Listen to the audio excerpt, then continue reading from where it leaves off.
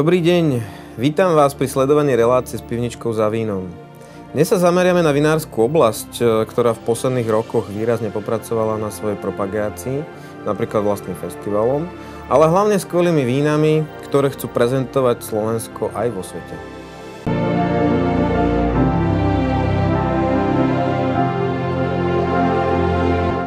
Obec Strekov už po 9. krát hostila festival vinárov a všetkých milovníkov vína.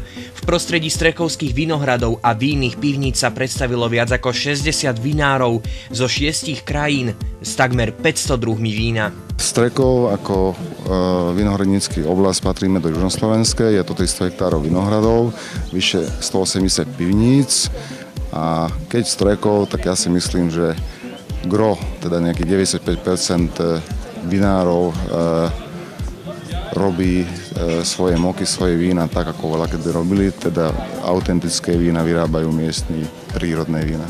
Na festivale boli zastúpené vinárstva s dlhoročnou tradíciou, ale aj nové ponúkajúce kvalitné vína. Strekov sa píši dlhoročnou vinárskou tradíciou. Práve odtiaľto pochádzajú mnohé kvalitné slovenské vína z tradičných odrôd Hrozna. Hospodárime na 2 hektároch vlastných viníc a zbytok nakupujeme z okolitých obcí z Pribety a z Beliec. Takže to sú také nejaké bašty, z ktorých sme si vybrali Hrozno, že kde je skutočne kvalitné, minimálne tak kvalitné ako zo Strekova. Tak začneme Riesingom Vlaským, z ktorej máme najväčšiu výmeru vlastných vinohradov. Potom to následuje Moravský muškát, práve v ktorom sa nachádzame. Toto je jedna z tých častí toho Moravského muškátu. Potom máme nejaké tie ešte svoje, teraz znovu vysadený Dunaj, nejaké tie pokusné, ten Sauvignon Riesling rínsky a ostatné samozrejme potom musíme dokupovávať. Jeden pán profesor, ktorý bohužiaľ už nie je medzi nami a díva sa na nás z nemeckých viníc, tak na stretnutí mamičiek a nejakých detí povedal, že odporúča aj pre veľmi malé deti, to znamená 2-3-ročné, piť vinný strik, pretože víno je vec, ktorá dezinfikuje aj tú vodu a je to jednoducho aj pre tie detičky veľmi prospešné. Samozrejme, mamičky boli pobúrené, že teda čo si on dovolí hovoriť, že teda pre deti vinný strik, ale určite víno v hociakom veku, v hociakom množstve sa dá povedať, či už biele, červené, hociaké, je veľmi, veľmi prospešné, ale striedme pitie vína.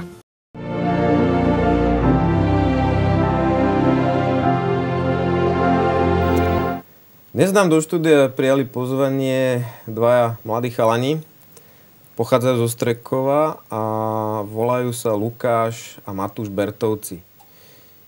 Ja sa vás teda rovno spýtam, ste pomerne už známe vinárstvo, ale skúste sa predstaviť tým, ktorí napríklad ešte nemali príležitosť okoštovať vaše vína. Dobre, ideš ty alebo idem ja? Dobre, tak máme to síce obidve rovnako dobre naučené, ale teda, aby sme to nejako zhrnuli, tak akú z názvu alebo z nejakého loga vyplýva, sme rodinné vinárstvo. Ale ono to nie je rodinné vinárstvo v tom zmysle slova, že vinárstvo vlastne nejaká rodina, ale my sme skutočne rodinné vinárstvo, čiže tam robíme my 4, ja s bratom, s maminou aj s ocinom. Každý svojím dielom rovnakým samozrejme. No a naše nejaké začiatky sa datujú také oficiálne do roku 2007, kedy sme spracovali úplne prvé Hrozno pod menom Vinárstvo Berta. No, ale ak by sme mali možno, že načrieť troška viacej do histórie, tak sú také 2 línie. Jedna je teda tá mamina, ktorá nejako s tým vinárstvom nebola až tak moc spojená a potom otcova. Tam sa hlavne jedná o otcovho deda, a teda jeho rodinu, ktorí prišli na základe Benešových dekretov na Slovensko. Pôvodne mali ísť do Modry, ale vlak do Byča, ktorý ich niesol do tej Modry, zastavil niekde na polceste, konkrétne v Pribete. No oni, ten kopec, ktorý tam bol strekovský, sa im nejako zdal byť sympatický alebo niečo podobné, tak sa tam nejako usadili v tom Strekove a začali pracovať vo vinici, lebo to mali naučené, začali štepiť a produkovať veľmi, veľmi veľa štepov a sadeníc viničových. No a ono sa to potom jedno k druhému nejako pridávalo. Samozrejme v tom Strekove tých ľudí je veľmi veľa, ktorí tie vinice majú. Prakticky každá rodina má nejaké vinohrady. Ono sa dosť často zvykne hovorievať, že počas bývalého režimu to bolo dosť nevídané, pretože v Strekove nejakých 350 hektárov alebo 400, dajme tomu, aby sa to ľahko rátalo. A v bývalom režime bolo v súkromných rokách 200 hektárov, čiže polovica z toho. A je tam tých pivničiek, viníc, ako obrovské kvantum. No a my sme mali nejaké tie mini parcely, na ktorých sme nejako fungovali, alebo teda rodičia, na ktorých fungovali aj starí rodičia. Ale ono sa to potom pekne postupne začalo pridávať, hlavne teda zásluhou nás sa dá povedať, ktorí sme začali skupovať toho, ale tým, že ten Strekov je natoľko populárny už v dnešnej dobe, tak tie pôdy sú tam veľmi, veľmi drahé. No ale taký ten prelom pravdepodobne v tej histórii prišiel vtedy, keď rodičia, samozrejme oni vtedy ešte o sebe nevedeli, sa stali spolužiakmi v Modre na škole, na našej jedinej vinohradnícko-vinárskej škole. Tam sa spoznali, potom som prišiel ja, potom prišiel on. Poradie správne. Áno. Prišiel ja. Oni boli spolužiaci, zoznámili sa na tej vinárskej škole jedinej na Slovensku, ktorá je vinársko-ovocinárska. Následne nám nič iné nezostávalo, len ísť na tú istú školu, kde my sme neboli spolužiaci, ale bývali sme na rovnakom. Hrozilo nám to. Ale hrozilo nám to, áno. Tak vzhľadom k tomu, že brat bol rok na stáži v Amerike, ktorý tu ponúkala naša škola možnosť takým lepším študentom, aby tam... On ma nazval lepším, to mi lichotí. Tak preto som tam ja nebol, ja som bol až ten veľmi dobrý. A on tam bol na rok, ja som išiel navštíviť do tej Pensylvánie. On bol v jednom veľmi dobrom, takom veľmi chutnom vinárstve v tej dobe tam v tej Pensylvánii. Neviem presne, jak sa to tam volalo. Senkaso Winery. Ako bývalí imigranti zo Slovenska. Emigranti, v závislosti od toho, jak sa na to pozeráme, ale teda... Takže my sme to tam pobiehali aj Finger Lakes, ako v tom okolí, tie vinárstva. Boli sme pozrieť v Amerike. Chutnať sme nemohli, lebo sme nemali 21 vtedy. Samozrejme sme chutnali. Ale chutnali sme potajomky, mama to všetko kúpila a na izbách sme to hotelových potom dochutnávali, tak to boli také tie prvé zahraničné kontakty s vínom, tak ako oficiálne, že nie, že sme si kúpili, ale boli sme tam. No a následne sme zakladali vinárstvo, kým on tam bol, takto vinárstvo Berta, to bol rok 2007, ešte tínedžeri sme boli v starej pivnice od deda Lizáka, to znamená, že starý domček, všetko sme vylustrovali a tam sme začali robiť prvých 500-600 litrov. My sme víno robili samozrejme, starý otec robievali, ale pod tým menom vinárstvo Berta, vtedy sme začali. No a ja som sa dočítal, že váš dedo dokonca aj obchodoval s vínom a vraj ho vyvážoval na vagóny. Čo to znamená? Vagóny, ako vagón to nie je nejaký priestorový, jak by som to nazval, nejaká taká sranda, ale je to vyslovene jednotka asi hmotnosti, ono sa to tak zvykne nejako brať. A nebolo to úplne konkrétne víno, ale bolo to hrozno strekovské, pretože vtedy bolo pre ľudí úplne jednoduchšie chytiť, za jeden deň niečo obrať, odozdať to do zberu a to sa potom bralo na Moravu. Teda my sme boli tí, alebo naša rodina bola tá, ktorá to realizovala a tým pádom ľudia mali vybavené, dostali zaplatené za hrozno a nepotrebovali sa s tým celý rok hrať a predávať víno a tak ďalej. A urobili si nejaké menšie množstvo na vlastnú spotrebu a to bolo asi tak všetko. Takže oni takto začali v 90. rokoch, alebo teda začal dedo, potom sa k tomu pridala aj mamina. No ale tým, že ten trh sa veľmi menil, tak už bolo nejakých pár rokov, v tých rokoch 2005-2006 jasné, že už to bude z dlhodobého hľadiska neudržateľné. Hlavne Moraváci a Češi vysadili kvanta viníc a tam to už pre nich bolo neatraktívne a samozrejme voľný trh, obchodovateľné všetky veci v rámci Európskej únie to troška zatrhli a zamedzili, takže tam sme už vedeli, že sa budeme musieť orientovať aj my na niečo iné. No a ako na čo iné sme sa mali orientovať, keď oni s týmto pracovali a robili, my sme toto študovali a ja som dokonca bol teda v tých Spojených štátoch, plus Matúš za mnou prišiel, tak už to bolo úplne jasné, že sa budeme len tomuto venovať. Už to bolo na spadnutie, viac menej, takže sme nadviazali na to, čo začali naši predkovia, naši rodičia a za ich podpory samozrejme rodičov, ktorí sú tiež vyučení, vyštudovaní vinári, tak sme začali robiť to víno a to hrozno sa ešte chvíľku vykupovalo. Vyvážalo nie len na Moravu, ale aj na Slovensko, lebo tých súkromníkov tam má strašne veľa. Tých mali málo tých parcel, menej toho máte 1 ár, 2 áry, 10 árov. Tak to oni vykúpili a vyviezli tým väčším vinárom. Až kým sa na samozrejme v Strekovi začal rozvíjať ten priemysel vinársky nejak, že začali tie vinárstva rásť, tak pochopili, že to vedia spracovať aj doma, že to nemusia niekam vyvážať. No a momentálne koľko obhospodarujete viníc a ako to viete vlastne dať do čísel, čo sa týka aj objemu produkcie? No je to tento rok, už to je na rozdiel nejakých 2 hektárov, nie je to presne okrúhle 2 hektáre. Nie je to veľa, ale je to dosť. Keď v tom robia 2-3, tak už to začína byť tak akurát. Nie je všetko rodiaci, je to 1,5 hektára rodiaceho a 0,5 hektára teraz vysadeného Dunaju, ktorý bude v 2. roku, takže ešte má niečo pred sebou. A ostatné, je to v číslach, ak by som to povedal, tak je to ten hektár Riesingu Vlaského, čo my tak nazývame, je to takých 88 árov. Z toho máme to grom, čo je Riesling Vlastský, s tým sa zaoberáme. Potom moravský muškát, to máme nejakého pol hektára. A potom menšie záležitosti, ktoré sme vysádzali ešte v dobách, keď nám stačilo 500 litrová nádrž a tak ďalej. Takže nejaký ten Riesling Grínsky Sauvignon. Teraz by sme sa chceli samozrejme rozrastať, ale je to problém taký skôr, není kam. Jednoducho nevieme sa posunúť vedľa seba, takže musíme zase niekde inde, zase to je 8 vlastníkov, dedičov a tak ďalej. Takže časom by sme sa chceli dostať do takého štádia, aby sme mali všetko z vlastných vinohradov. Zatiaľ je to tak pol na pol. Kupujeme aj z okolitých dedín. Mal by to byť Strekovský vinohradnícky rajón. Ideálne, hej. Ideálne. A je podobne teda, ak som to správne pochopil, aj v Strekove teraz problém zohnať vinohrad? Je to obrovský problém, pretože ako vždy to bol problém. Samo sebou ten vstup do Európskej únie nám zabezpečilo veľmi veľa pozitívnych vecí, ale aj veľmi veľa negatívnych. Tým veľkým negatívom je podľa mňa kvóta, ktorú sme jednoducho dostali. Vyfasovali sme toľko to môžete mať, bodka, toľko to budete mať. Plus ešte ono sa to ešte nejako skresávalo. Takže dá sa povedať, že je s tým trošička problém, lebo keď máme pôdu, to ešte neznamená, že na tú pôdu ja si môžem vysadiť, čo chcem. Tam ešte na to potrebujem výsadbové právo a to sa nehovorím, že úplne komplikovane získava, ale nie je to až také jednoduché, nie je to tak, že chytím a vysadím si a mám. A je to taký problém. Ako my máme pôdy nejaké v našom vlastníctve, len oni sú tak kadejako porozhadzované a teraz to nejako rozumným spôsobom vymeniť, tak aby to bolo na tých parcelách, ktoré by sme my eventuálne chceli, tak to není také jednoduché.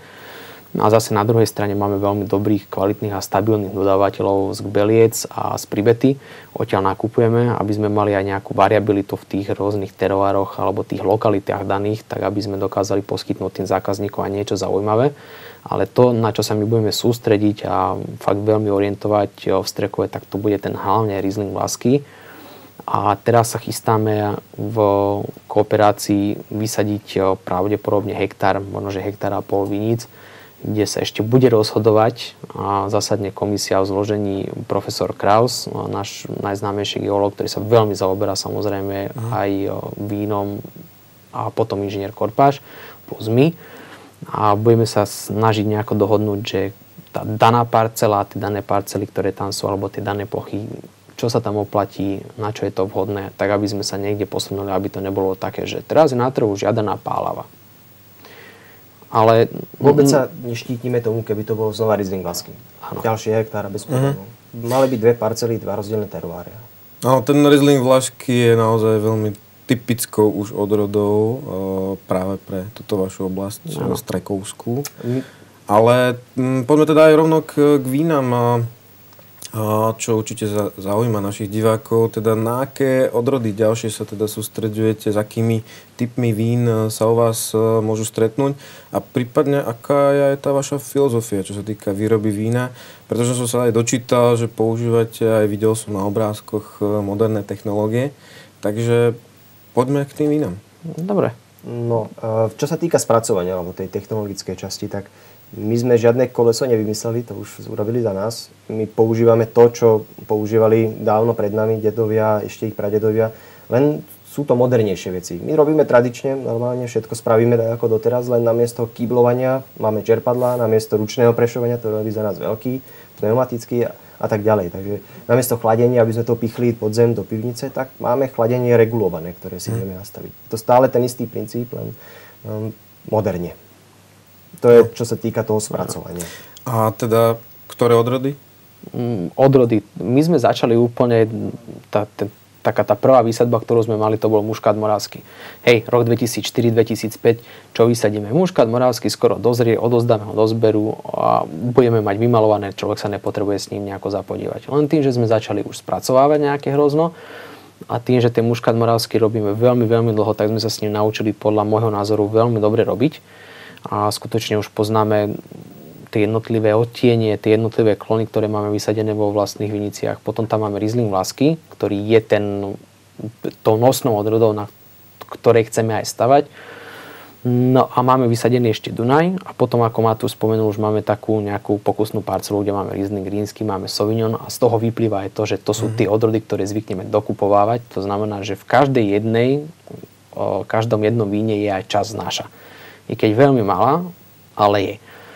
A tá ďalšia vec, ktorá by mala prísť, ten ďalší vinohrad, tak to už fakt je taká záležitosť, že ja neviem, Frankovka, Riesling rínsky, Riesling vlaský, tradičné naše odrody, ktoré máme. Chceme mať aj niečo moderné, niečo aj z našich novošľachtencov slovenských, ale nechceme to stavať len na tom, pretože trademark Slovenskej republiky je žiaden zatiaľ. Keď sa povie Rakúsko, keď sa povie Rakúsko, je to Grüner Veltliner, keď sa povie Nemecko, je to Riesling rínsky, keď sa povie, ja neviem, Francúzsko, tak každému napadnú, ja neviem, 3 veci červené, šumivé, čiže šampaň a v Burgundsku možno ešte nejaké biele, červené, takže ako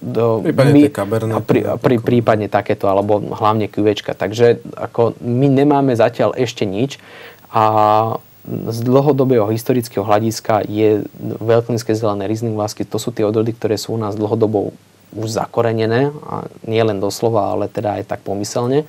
A práve na týchto by sme chceli troška viacej stavať a dostať to do povedomia, do popredia, pretože keď si človek chytí do rúk slovenské víno a fľašu slovenského vína turista, tak si nepríde kúpiť Chardonnay, nepríde si kúpiť ani Tramín červený, chce si kúpiť niečo naše. A na tomto by sme mali troška viacej budovať. Áno. A keď už teda rozprávame o vínach, poviem svoj subjektívny názor, veľmi sa mi páči váš rebranding, videl som aj vaše predchádzajúce fľaše. Páči sa mi, že ste tam dali takéto autentické, až dokonca tak, že by som sa bál, že či vám niekto nehackne váš smartfón. Keďže ste si tam dali, predpokladám, sú to vaše palce, ktoré sú tam na tej etikete? Tam je úplne všetko, palce, prsty, ja neviem čo, takže... To nie.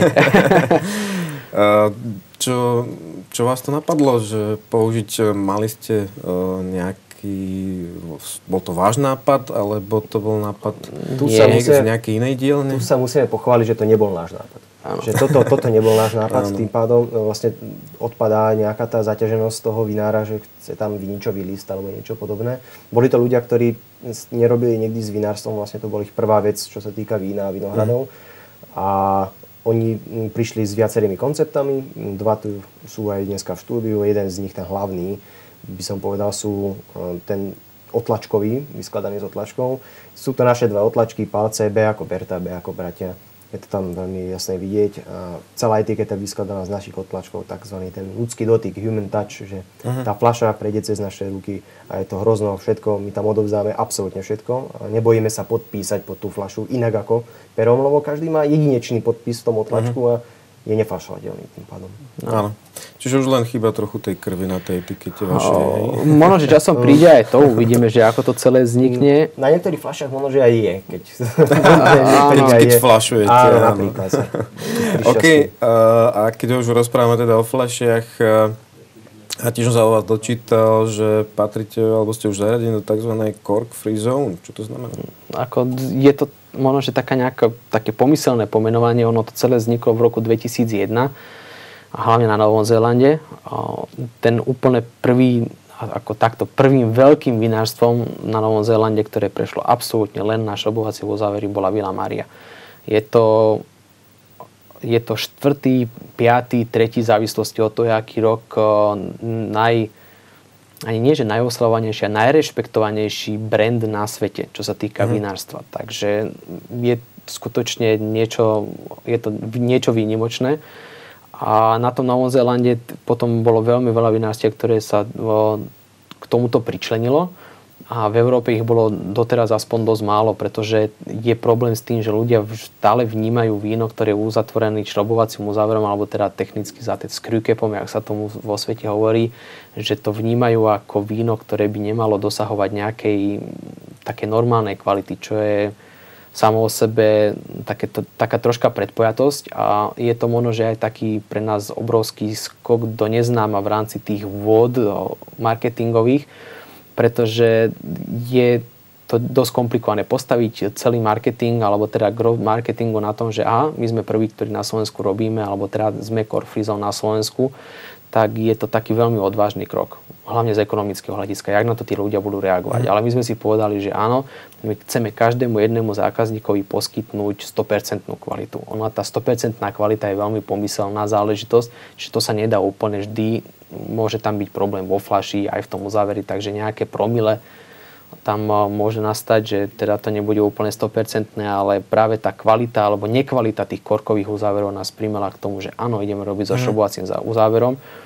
A my zvykneme teda ľuďom hovoriť a klientom hovoriť tri základné veci, prečo sme sa nejako preorientovali práve na šrobovacie uzávery. Prvý je marketing. Nebudeme si klamať, je to vec, kvôli ktorej sme to robili. Nemenej dôležitá je vec kvality. To znamená, že pomyselne 100 korkových uzáverov môže sa stať, že nejakých 5, môže sa stať, že 2 a môže sa stať, že aj 10 sú absolútne korkové uzávery, ktoré dokážu znehodnotiť víno. Áno, že to chytia takzvaný korok. Áno, takzvanú korkovinu alebo TCA, všetky tie anizoly, ktoré tam sú. Čiže takú stuchlinu sa dá povedať. Starý súd. Automaticky eliminovali. A tretia je cena. Čiže snažíme sa udržať aj cenu toho obalu, aj toho vína v takých rozumných medziach, kde 1000 kusov korkového uzáveru stojí 400-500 eur, tak 1000 kusov tohto šrobovacieho uzáveru stojí 80-89 eur. Čiže je to výrazne lacnejšie. Možno len teda jedna otázka ešte k tomu šrobovaciemu záveru. Máte už aj nejaké reálne skúsenosti, ako napríklad tie vaše vína reagujú s týmto uzáverom? A čo sa týka napríklad archivácie? 3-4-ročné. Máme aj nejaké muškaty morávské naplnené pod šrobovacím uzáverom a zatiaľ to... Nevidíme tam veľkú degradáciu oproti korku alebo veľké znevýhodnenie. Tie odrody muškátové, tie sú a priori na to postavené, že či je tam korok, či je tam šrob, oni časom odchádzajú. Ale čo sa týka vlašákov alebo červených, lebo červené bolo, sme pred 2-3 rokmi dali prvé podšroby, tak tie sa vyvíjajú veľmi pekne. Čo máme skúsenosti zo zahraničia, keď sme chutnali ročníky 2005-2006 sa mi zdá. Pod šrobom tie vína červené boli vynikajúce, boli fantastické. A pracujú teda tie ešte vína? Áno. Ja si myslím, že tu je to také troška viacej deklarovateľnejšie pri tom šrobovacom uzáveri, pretože ten korok každý jeden je iný, každý jeden je originálny. Kdežto tuto je... Prepáčte, skáčem, čo je výhoda toho korku, samozrejme my ho nezatracujeme. Každý korok je originálny, ale ktorý to je, to nevieme. Áno, a takto ešte, aby sme to úplne upresnili. Nesnažíme sa tvrdiť, že korok je zlý. Korok je úplne fantastický uzáver a je skutočne veľmi dobrý. My sme sa rozhodli pre tento. Toto je naše... To naše. V každom jednom tomto uzáveri je jedna špeciálna vložka, ktorá v závislosti od toho, aká je zvolená, prepúšťa buď viacej alebo menej kyslíka. Takže tuto sa tiež dá zvoliť to, že teda áno, máme nejaké mladé, svieže víno, ktoré možno, že potrebuje zo začiatku viacej kyslíka, aby sa tá aromatika úplne ideálne rozvinula, tak tam zvolím tú kvázi lacnejšiu vložku a keď potrebujeme niečo, čo by sa malo v tej fľaši nejako udržať dlhšie, tak zastabilizovať, tak zvolíme inú ložku. Takže ako aj tuto sa to dá navoliť, tak aby to pre tých ľudí bolo úplne zaujímavé. A hovorím, že zatiaľ 3-ročné skúsenosti, ale my sme na to prešli hlavne kvôli tomu, lebo sme mali možnosť zo zahraničia prechutnať vína, ktoré boli fakt už 10-15 rokov v tej fľaši a boli super. A povedzte nám, čo ste nám priniesli na degustáciu. Vždy chceme po vinároch, aby priniesli takú svoju obľúbenú fľašku, ktorá je ich aktuálna srdcovka v danom ročníku? Tak toto je ročník 2015, je to Riesling Vlastky, jak sme mohli počuť, takže Vlašák je naša taká dominantnejšia odroda, čo sa týka aj výsadby, aj výroby a myslíme si, že to tam patrí aj na Slovensku, aj na juh k nám do Strekova. A vzhľadom k tomu, že robíme okolo tých 25 000 fľaš ročne, čo je zatiaľ, sme na takom množstve, my sa rozširujeme do nejakú tú kapacitu 60 000, 70 000. Je tam možnosť aj viac, ale do toho ešte nechcem zachádzať, lebo tie čísla pre dvoch ľudí už sú také, že na hranici. Takže Riesling Vlastky z vlastných vinohradov označené single vineyard. A to znamená, že len jeden vinohrad. Z jednej parcely tá jedna u nás hektárová výsadba a robívame ešte jeden single row, čo je špeciálne z jedného riadku. A potom ešte máme takú zaujímavosť, z toho single row robíme wild ferment, ktorú vlastne necháme spontánnou mikroflórou prekvasiť. Že sa dá urobiť aj moderne niečo takéto. Takže to veľmi stručne som povedal, že čo a ako. Jasné. A čo sa týka popisu vína, tam neradi hovoríme, že čo vo víne cítiť. Víno by sa malo obhajiť samo a ten človek by si ho mal zalúbiť. Základ je to, či je dobré alebo nie. Tým sa začína. Keď je fajn, či je dobré, tak sa ide roztápať alebo rozmieňať na ďalšie podtóny a subjekty, by som mohol povedať. No, a tak budem možno, že tak zletne troška hovoriť, ako degustácia vína, samotné hodnotenie vína je veľmi taká intimná záležitosť, vždy to je vec o tom víne a o tom, kto ho chutná. A tak ako Matúš povedal, neradi hovoríme o tom, že čo by tam, že teraz je tam cítiť citrusové, také jablčky, ja neviem, ako máme to na etikete napísané, to je náš subjektívny názor, že na základe čoho by sa tí ľudia mohli troška orientovať, že fakt aké spektrum vôni chutí tam je, ale vždy to nechávame na toho daného zákazníka, ktorý to pije, alebo kamaráta, alebo hocikoho, že nech si to teda ohodnotí sám. Ak by sme my mali nejak ohodnotiť nejakými, alebo teda povedať o tom víne nejakých pár viet, tak pochádza z ročníka 2015, ktorý bol pre nás prelomový a zatiaľ ho chápeme ako úplne ten najlepší, ktorý sme mali, aspoň z môjho pohľadu. 2016 mu veľmi, veľmi silno sekunduje. Ešte uvidíme, ako sa vína budú vyvíjať vo fľaši, ale zatiaľ to vyzerá veľmi sľubne. A je to takéto naše strekovské. Čiže fakt, možno, že sa dá povedať také troška zemitejšie, minerálnejšie. A snažíme sa robiť taký viac ten rakúsky štýl, sa dá povedať, tých Rieslingov vlaských. Takže to platí a priori o úplne všetkých vínach, ktoré máme. Je to absolútne čistý nerez, to znamená, že to nezrelo v žiadnom dubovom súde ani ničom podobnom. Bola tam robená, alebo víno, každé naše víno zrie na kvasinkách nejakú dobu, tým získava takej troška plnosti a takej gulatosti. Čiže tam netrčí buď alkohol alebo kyseliny, čiže sa veľmi pekne zagulaťuje. Je naozaj také krásne ovocité. A zatiaľ každému chutilo. No to úplne každému nemôžem zase povedať, že áno, ale teda popularita tohto vína je veľmi, veľmi veľká. Nám sa nepochválili, že by nechutilo. Alebo sa neodvážili pochváliť. To je skôr, ale to...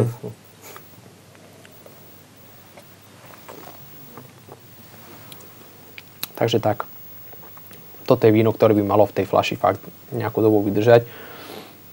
Urobili sme jednu veľmi veľkú zásadnú vec. Tento rok sme si odložili toho vína troška viacej, tak aby sme sa vedeli spätne potom k nemu vrátiť po rokoch, lebo s týmto sme mali vždy odveký problém. Že sme si vypili archív. Áno. To sa stáva dosť často, keď si toho človek nechá málo a chce sa k tomu vrácať častejšie, čo to robí behom 3-4 mesiacov. A zrazu zo 6 fľaš je 0 a už sa to potom ťažko zháňa. Tak teraz sme si to nechali viac a dúfam, že nám vydrží trošku dlhšie. Jak jeden rok. No tak ja už len na záver poviem, že vašim konzumentom, vašim fanúšikom želám veľa takýchto príjemných zážitkov. Ďakujem za to, že ste prišli nám porozprávať o svojom vinárstve. No a pevne verím, že sa čoskoro uvidíme u vás v Viniciach. Určite áno. Áno, ďakujeme za pozvanie takisto a dúfam, že sa tam vidíme čo najskôr. Tak niečo tam koštneme. A hlavne na zdravie. Na zdravie. Na zdravie.